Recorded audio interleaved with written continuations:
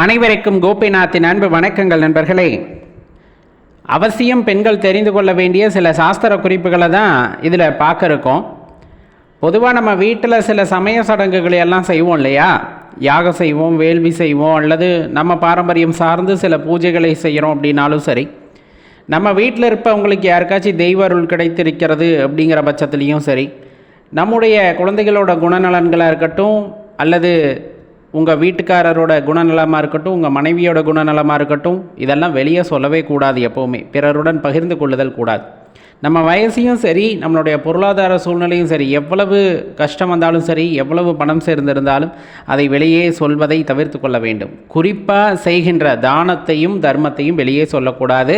அவ்வாறு சொல்லி செய்தால் அந்த தான தர்மம் அப்படிங்கிறது பலனில்லாமல் போயிடும் அப்படிங்கிறத மனசில் வச்சுக்குங்க. பொதுவாக ஒரு ஆலயத்திற்கு போகிறோம் அப்படிங்கும் போது இந்த அரளிலேயே அடுக்கு அரளிப்பூ இருக்கும் இல்லையா, சிவப்பு நிறம் அல்லது செம்பருத்தி, இதை ஆலயத்துக்கு கொண்டு போய் நம்ம பூஜை செய்கிறோம் அப்படிங்கும் போது நமக்கு ஞானம் கிட்டும் அப்படின்னு சொல்லுவாங்க. தொழில் செய்கின்றவர்களுக்கு தொழிலில் நல்ல லாபம் கிடைக்கும் அப்படின்னு சொல்லப்படும். உதிரி பூக்களாக தருவதை விட அதை கட்டி தருவது ரொம்பவே சிறப்பான விஷயமா இருக்கும். இந்த தேக்கு மரம் அப்படின்னு சொல்கிறது ரொம்ப சிறப்பான விஷயம். அது லக்ஷ்மி கடாட்சம் வாய்ந்தது அப்படிம்பாங்க. அதனால தான் நிறைய வீடுகளில் பார்த்திங்கன்னா நிலைவாசல் செய்கிறது, கதவு செய்கிறது, ஜன்னல் செய்கிறது, இந்த மாதிரி பயன்படுத்துவாங்க இல்லையா? அதே தேக்கு கொண்டு நம்ம படிக்கிறதுக்கு குழந்தைகளுக்கு அந்த மேஜை மாதிரி செஞ்சு தர்றது, அல்லது பணப்பெட்டி அதில் செய்கிறது, இந்த மாதிரியெல்லாம் செய்தோம் அப்படின்னா நல்ல பலன்கள் கிடைக்கும். பணம் பெருகும்பாங்க, ஞானம் கிடைக்கும் அப்படின்னு சொல்லுவாங்க. அப்போ பொதுவாக இன்றைக்கி இருக்க சூழ்நிலையெல்லாம் பார்த்திங்கன்னா, இந்த குழந்தைகளோட பிறந்த தினத்தில் மெழுகுவர்த்தியை ஊதி அணைக்கிறாங்க இல்லையா? அந்த தவறை மட்டும் செய்யாதீங்க. நீங்கள் கேக் வெட்டுறது இதெல்லாம் கூட சரிதான்.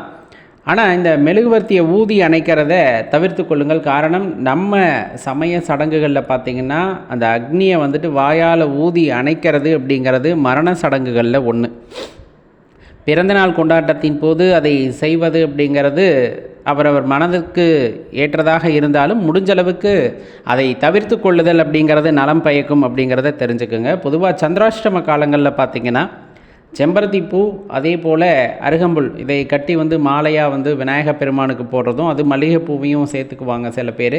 அந்த மாதிரி மாலை செய்து விநாயகப் பெருமானுக்கு அணிவிக்கும் போது அன்றைய தினத்தில் வரக்கூடிய பிரச்சனைகளிலிருந்து நம்மால் மீண்டு வர முடியும் அப்படிங்கிறதையும் தெரிஞ்சுக்கணும். அப்போ அதுலேயே பார்த்திங்கன்னா இந்த குத்து விளக்கு ஏற்றுறோம் இல்லையா? அந்த குத்து விளக்கில் ஒரு முகம் ஏற்றுவதற்கு பதிலாக 3 அல்லது 5 முகங்கள் ஏற்றுவது. அதுலேயும் குறிப்பாக 5 முகம் ஏற்றுறீங்க அப்படிங்கும் போது லக்ஷ்மி கடாட்சம் வீட்டில் ஐஸ்வர்யம் பெருகும் அப்படின்னு சொல்லுவாங்க. வீட்டிலேயே கூட நம்ம விளக்கு ஏற்றுறோம் அப்படிங்கும்போது ஒற்றை விளக்குக்கு பதிலாக 2 அல்லது 3 விளக்குகள் ஏற்றும் போது அந்த ஒளி அப்படிங்கிறது பார்த்திங்க அப்படின்னா ரொம்ப அதிகமாக இருக்கும். அப்போ நல்ல தேவதைகள் வீட்டில் குடியேறுவார்கள் அப்படிங்கிறத தெரிஞ்சுக்கணும். பிரம்ம முகூர்த்தத்திலேயே எழுந்து அந்த நேரத்தில் நம்ம படிக்கிறது அல்லது அந்த நேரத்தில் செய்கின்ற தியானம் அப்படிங்கிறதெல்லாம் பார்த்திங்கன்னா சிறப்பாக கைகூடும். அதனால் வீட்டில் இருக்க குழந்தைகளை குறைஞ்சபட்சம் ஒரு 5:30 மணிக்காவது எழுப்பிவிட்டு தினசரி அந்த வேலைகளை செய்ய சொல்லுங்கள். அது பிற்காலத்திலே அவர்களுக்கு உடல் நலம் மட்டுமல்லாமல் மனதிலும் ஒரு ஆரோக்கியத்தை உண்டாக்கக்கூடியதாக இருக்கும். அந்த நேரத்திலே தேவர்களை வணங்கி கொள்ளும் பொழுது, நம்ம கடவுள்களை வணங்கி கொள்ளும் பொழுது அப்போது வைக்கின்ற வேண்டுதல்கள் அப்படியே பலித்தமாகும் அப்படிங்கிறதையும் மறுப்பதற்கில்லை. இன்னும் சில குறிப்புகளுடன் அடுத்த பதிவிலே சந்திக்கலாம் நண்பர்களே. மறக்காமல் இந்த பதிவு உங்கள் நண்பர்களோடையும் பகிர்ந்துக்குங்க. நன்றி, வணக்கம்.